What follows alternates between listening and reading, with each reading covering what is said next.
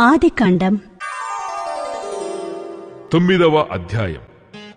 మరియు దేవుడు నోవాహును అతని కుమారులను ఆశీర్వదించి, మీరు ఫలించి అభివృద్ధి పొంది భూమిని నింపుడి.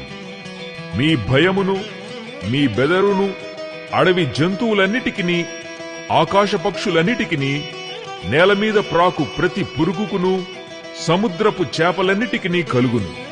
అవి మీ చేతికి అప్పగింపబడి ఉన్నవి. ప్రాణము గల సమస్త చరములు మీకు ఆహారమగును. పచ్చని కూర మొక్కలనిచ్చినట్లు వాటిని మీకిచ్చి ఉన్నాను. అయినను మాంసమును దాని రక్తముతో మీరు తినకూడదు. రక్తమే దాని ప్రాణము. మరియు మీకు ప్రాణమైన మీ రక్తమును గూర్చి విచారణ చేయుదును. దాని గూర్చి ప్రతి జంతువును నరులను విచారణ చేయుదును. ప్రతి నరుని ప్రాణమును గూర్చి వాని సహోదరుని విచారణ చేయుదును. నరుని రక్తమును చిందించు వాని రక్తము నరుని వలననే చిందింపబడును. ఏలయనగా దేవుడు తన స్వరూపమందు నరుని చేసెను. మీరు ఫలించి అభివృద్ధి నొందుడి. మీరు భూమి మీద సమృద్ధిగా సంతానము కని విస్తరించుడని వారితో చెప్పాను. మరియు దేవుడు నోవాహు అతని కుమారులతో, ఇదిగో నేను మీతోనూ మీ తదనంతరము మీ సంతానముతోనూ మీతో కూడనున్న ప్రతి జీవితోనూ, పక్షులేమి పశువులేమి మీతో కూడా సమస్తమైన భూజంతువులేమి, ఓడలో నుండి బయటికి వచ్చిన సమస్త భూజంతువులతోనూ నా నిబంధన స్థిరపరుచుచున్నాను. నేను మీతో నా నిబంధన స్థిరపరచుదును.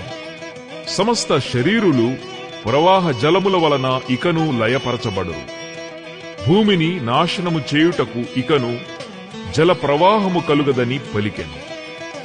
మరియు దేవుడు నాకును మీకును మీతో కూడానున్న సమస్త జీవరాశులకును మధ్య నేను తరతరములకు ఏర్పరచుచున్న నిబంధనకు గుర్తు ఇదే. మేఘములో నా ధనస్సును ఉంచితిని. అది నాకును భూమికిని మధ్య నిబంధనకు గుర్తుగా ఉండును.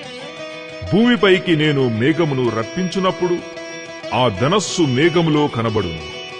అప్పుడు నాకును మీకును సమస్త జీవరాశులకును మధ్యనున్న నా నిబంధనను జ్ఞాపకము చేసుకొందును గనుక సమస్త శరీరులను నాశనము చేయుటకు అలాగు ప్రవాహముగా నీళ్లు రావు.